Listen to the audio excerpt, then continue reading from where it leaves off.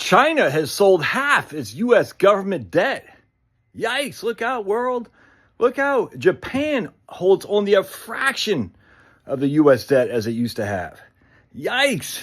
The interest rate's going to go through the roof. The lack of demand. This is crazy, don't you know? The dollar's going to collapse.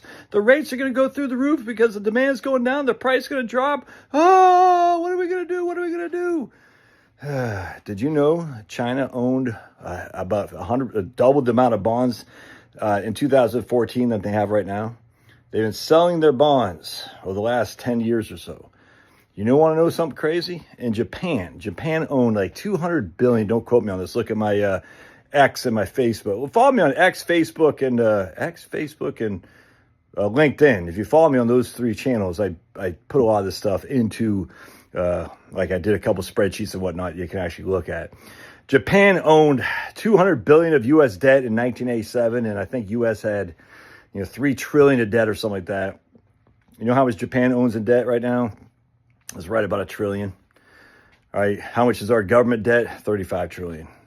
So basically, Japan went from 200 billion in 1987 to 1 trillion. All right, and that's a factor of 5. So 200, 400, 600, 800 trillion. I think it might even be less than $1 trillion. I can't remember, but it's around $1 trillion or a little bit less.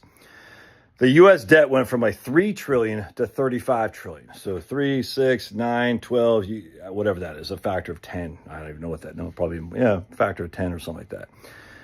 So the idea that the U.S. debt, if the foreign, in China, I think Japan owns the most U.S. debt. I want to say followed by the U.K. and China, I think is number 3. The idea that these foreigners could sell all of our debt and crash our economy, make the interest rates go sky high, make the bond prices drop. Well, the China's already down 50% from where they used to be. 50%, not 15, 50. Now, you can make an argument, well, China had basically no U.S. government debt in the year 2000. That's true. It's an argument you can make.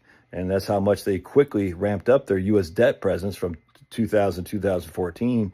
But they've sold off a half of their government debt. Just a fact, dude. Just a fact. Japan has been pretty much stable since I want to say 2000. They haven't really gone above $1 trillion of debt. So they've been pretty much stable for a long time. They haven't really sold it off. They haven't really increased it. They've just been kind of sitting there on the amount of debt that they have right now. And yet the U.S. debt keeps growing and growing and growing. So how is that happening? How does the U.S. debt keep growing and growing and growing? Well, because we're buying our own debt. It's just that simple. Like it or hate it, the facts are it's not China, it's not the UK, it's not the EU, it's not Japan, it's us. Pension fund managers, insurance companies, state municipalities, individual companies, mutual funds, all these people, individuals, Grandma Jones. We own our own debt, just a fact. And with us, we get the interest off the own debt when the interest is paid.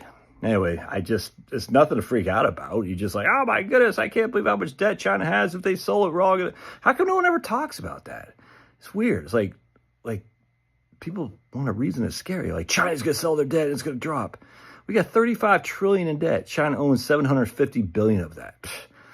We got 35 trillion in debt. Japan owns that. Well, I don't even think it's $1 trillion, but we'll just use that for an example. It's a drop in the bucket. Yeah, I mean, it'd be a little bit of a draw down, but it won't be much. And give me a break. So who's going to sell all the bonds? The American pension funds?